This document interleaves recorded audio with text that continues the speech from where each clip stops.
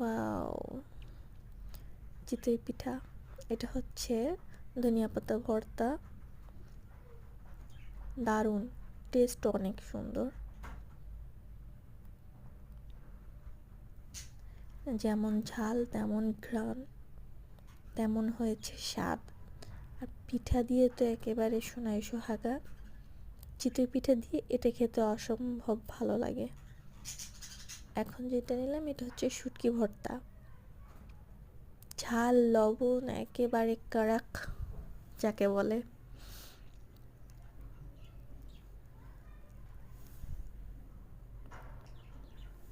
আব্বু এনেছিল, তো আমি তো আমার একটা খেয়ে নিলাম। আম্মুকে জিজ্ঞাসা করলাম যে খাবা? আম্মু বলে যে না, এখন খাবো না, তুই খেয়ে ফেল। তো আমিও তো রেডি, কারণ আমার এই একটা পিঠাতে কিছু হবে না।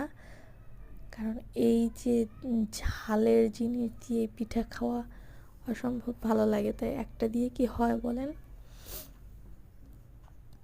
আমাদের তিনজনের জন্য তিনটাই নিয়ে এসেছিল আব্বু, একটা বুড়োর জন্য, দুটো আমার আর আম্মুর জন্য। তো ভাবলাম যে এখন দেখে নিলাম যে এটা একটু বেশি পোড়া পোড়া, আর একটু পোড়া পোড়া খেতে আরও বেশি ভালো লাগে। যে একটা গন্ধ, ওটা মানে খুবই ভালো লাগে, পোড়ার যে একটা গন্ধ।